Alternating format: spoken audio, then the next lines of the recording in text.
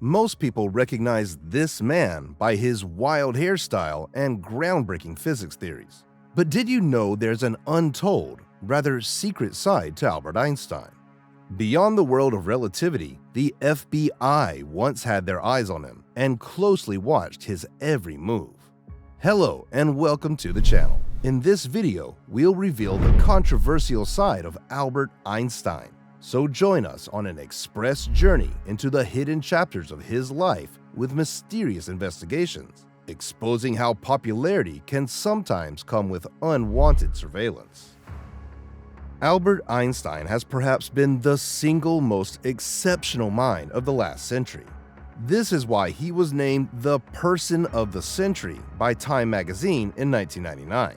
Few names shine as brightly as this German-born genius who reshaped our understanding of the universe with his groundbreaking theories on relativity. I guess that's why you can find 46 slices of his brain preserved and on display at the Mutter Museum of Medical History in Philadelphia. However, even the brightest stars can find themselves entangled in the web of suspicion.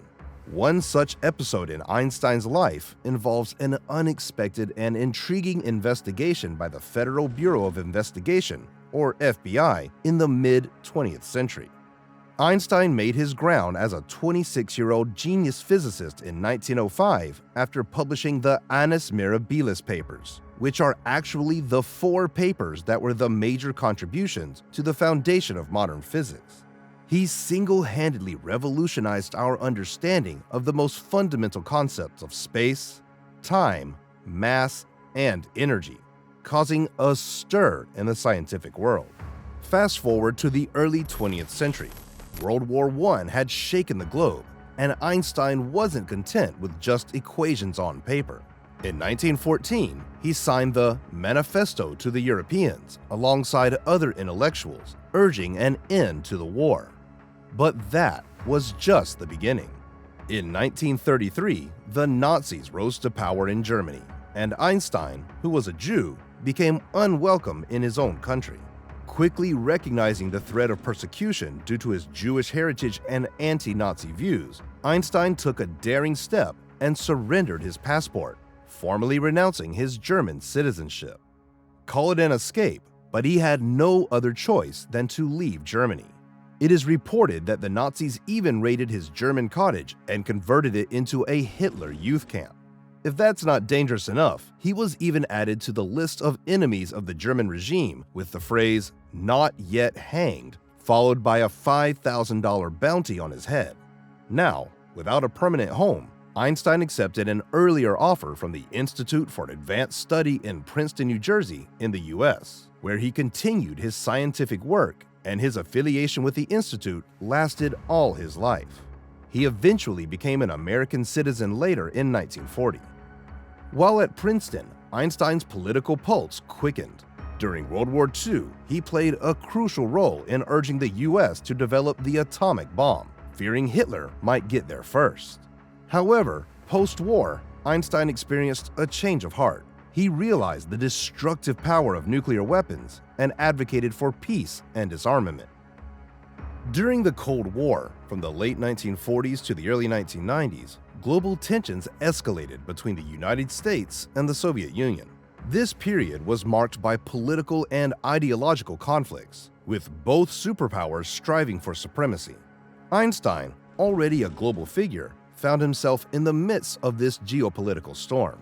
The intense rivalry prompted the US government to closely monitor individuals with perceived leftist affiliations, including Einstein and J. Robert Oppenheimer. Oh, and we have a video on Oppenheimer on our channel, if you'd like to know more about him. His leftist affiliations were evident in his support for socialist causes and his vocal advocacy for peace and disarmament. He aligned himself with movements and organizations that aimed to address social and economic inequalities. Einstein's beliefs were rooted in a desire for a more equitable and fair society, and he often spoke out against militarism and nationalism. This whole situation resulted in him being attracted to the attention of the FBI. The Bureau, concerned about potential communist influences, began probing Einstein's connections and activities. Notably, Einstein's refusal to cooperate with the FBI during the investigation of Julius and Ethel Rosenberg, a married couple accused of espionage and convicted of spying for the Soviets, heightened this scrutiny. He wrote a letter asking for mercy to the judge who sentenced them to death, Irving R. Kaufman. Instead of considering the appeal, Judge Kaufman sent Einstein's letter to J. Edgar Hoover, the head of the FBI. And what did Hoover do? He added it to Einstein's investigation file. Now, Einstein was a man of power and influence, and he showed strong opposition to the dropping of the atomic bomb on Hiroshima and Nagasaki. Not only that, but he also denounced American efforts to create the hydrogen bomb on national television on the 12th of February 1950. The American president, Harry Truman, had announced a crash program to build the hydrogen bomb just 2 weeks earlier. Einstein said, "The annihilation of any life on Earth has been brought within the range of technical possibilities." This statement is perhaps what provoked Hoover even more, and then the FBI started to keep a close eye on his doings and whereabouts in 1932. According to historical records and declassified documents, the FBI engaged in going through his trash, monitoring his mail, and keeping tabs on his telephone calls.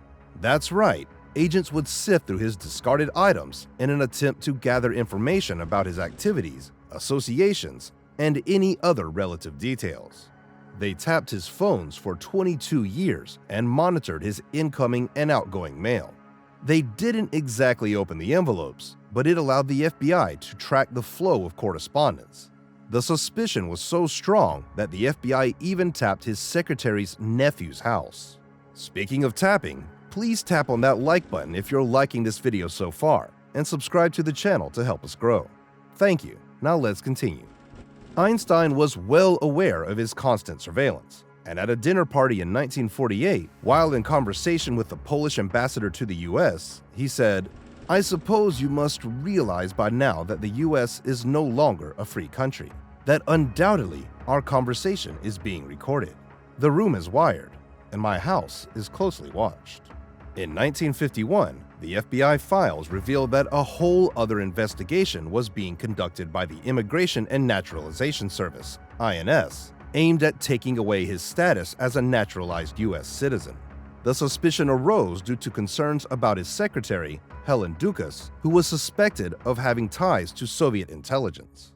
Anyways, the FBI was so immersed in investigating Einstein that by the time of Einstein's death, his investigation file comprised more than 1,500 pages. They were not letting any stone go unturned. The investigators went on and even took tips from individuals who later turned out to be former mental patients. While Einstein's political interests and stances were surely the juiciest topics for the FBI investigation against him, some of the other concerns raised in the files are rather dubious and bizarre. Let's have a look at some of them. One concern against Einstein was that he had created a mind-controlling electric robot. Someone claimed this invention could manipulate human thoughts. However, there is no factual basis for this, and it turned out a made-up story.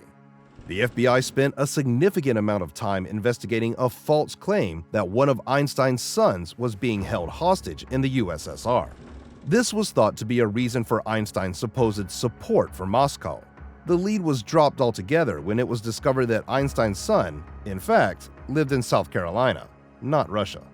In another concern, the Phoenix FBI office wanted to check a tip suggesting Einstein's deportation, based on a vague claim that someone vaguely associated with Einstein might have been to his home to do stuff involved in communist activities. Hoover advised against pursuing this lead. The list goes on. An informant provided notes claiming that Einstein was a total fraud and that his theories, including relativity, were a part of a Soviet plot to make Americans feel stupid. This one also proved to be a false alarm. And in another bizarre attempt to defame him, the FBI looked into reporting that Einstein had worked with former Nazis to build a beam weapon for some reason.